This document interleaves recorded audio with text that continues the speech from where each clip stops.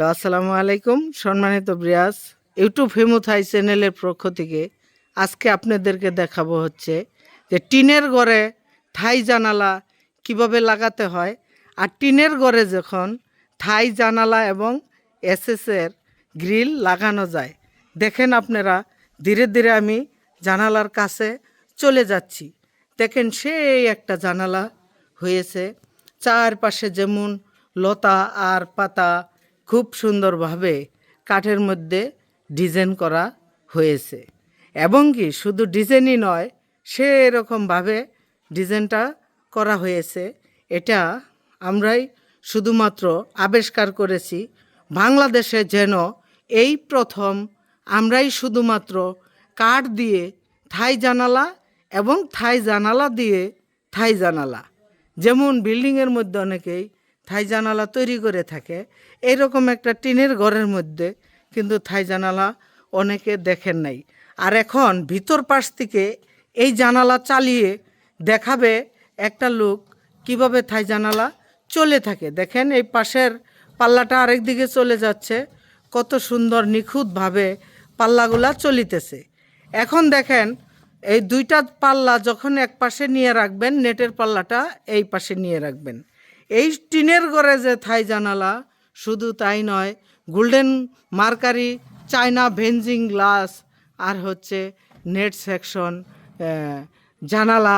যেমন net section মানেই 4 ইঞ্চি মাল, নেট সেকশন ছাড়া মানে 3 ইঞ্চি মাল। এই নেট সেকশন সহ নেটের পাল্লাটা কিভাবে দিয়ে রাখবেন।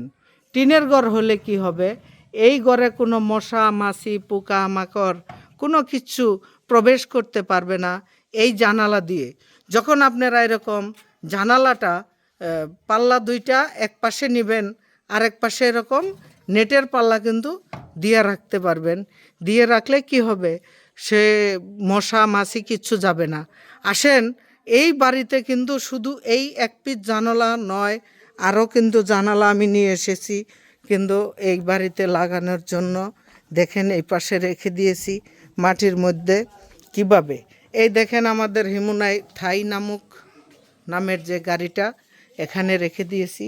এটা একদম গ্রাম্য এলাকায় এসেছি টিনের ঘরের জন্য কাঠ দিয়ে থাই জানালা কিভাবে তৈরি করে থাকি। আর দেখেন এখন জানালার মধ্যে কি লক আমরা ব্যবহার করেছি, সেই লকটাও দেখাবো আপনাদেরকে। দেখেন সেই একটা লক, এটা হচ্ছে এভারেস্ট কোম্পানি তাইওয়ানের লক। লকটা যখন খুলবেন এই লাল চিহ্নটা দেখে যাবে, লকটা এই দিকে পাল্লাটা এসে যাবে। আর যখন লকটা হয়ে যাবে লাল চিহ্নটা বের হবে, লকটা হয়ে গেছে, পাল্লাটা আর এদিকে আসবে না। আর এটাই হচ্ছে আমাদের নেটের পাল্লা।